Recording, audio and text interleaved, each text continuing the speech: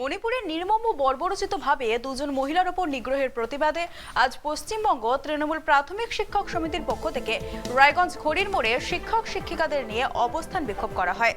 মোদী সরকারের 9 বছর সময়কালে ভারতবর্ষে নিত্য প্রয়োজনীয় জিনিসের মূল্য বৃদ্ধি, বেকারত্ব বৃদ্ধি, পেট্রোল ডিজেলের দাম বৃদ্ধি, কেন্দ্রীয় সম্পত্তি বিক্রি সহ 57% নারী নির্যাতন বৃদ্ধি পেয়েছে।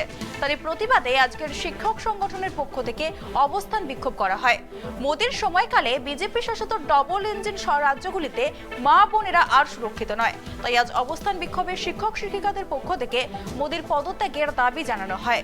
পাশাপাশি সাধারণ মানুষের কাছেও আবেদন জানানো হয় তারা আগামী দিনে 2024 লোকসভা নির্বাচনে দেশের মা বোনদের সুরক্ষার জন্য ইন্ডিয়া জোটের পাশে দাঁড়ানোর জন্য আহ্বানও জানানো হয়। আজকের সভায় উপস্থিত ছিলেন গৌরাঙ্গ চৌহান, গৌতম পাল, জাহাঙ্গীর কবির, নিখিল বর্মন, সীমা ব্যানার্জি, নবনীল সরকার সহ আরো অনেক শিক্ষক শিক্ষিকাবৃন্দ।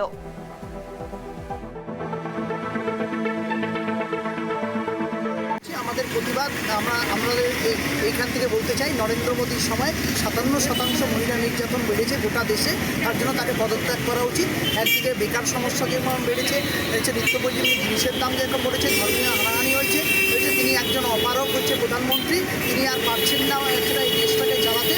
তার ইমিডিয়েট পদত্যাগ করা উচিত এবং মণিপুরের শান্তি শৃঙ্খলাকে সুন্দর করে ফিরিয়ে আনার জন্য আমাদের নেত্রী মমতা বন্দ্যোপাধ্যায় এবং অভিষেক বন্দ্যোপাধ্যায়ের নেতৃত্বে আগামী দিনে যে সরকার প্রতিষ্ঠিত হবে এবং সবার নেতৃত্বে যে সরকার প্রতিষ্ঠিত হবে তারা শান্তি প্রতিষ্ঠা করবে এবং মহিলারা সুরক্ষিত থাকবে, ছাত্র যুব সব শ্রেণীর মানুষ সুরক্ষিত থাকবে। তাদের জন্য আমরা এখানটায় বলছি যে আমরা যেন মোদীকে যেন প্রতিষ্ঠিত করা হয় এবং মোদী যেন আগামী দিনে না থাকে, যেহেতু মহিলাদের নির্যাতনে তার কোনো পদক্ষেপ তিনি গ্রহণ করতে পারেননি তাদের উন্নয়নের জন্য বা তাদেরকে জন্য, সেই জন্য তার প্রতিশ্রুতি চাইছি। আর আমরা এখানটায় শিক্ষকরা প্রতিবাদ করছি এই কারণে যে মণিপুরে যে নির্মম অত্যাচার, সেই নির্মম অত্যাচার অবিলম্বে যেন মানুষের ক্ষেত্রে বন্ধ।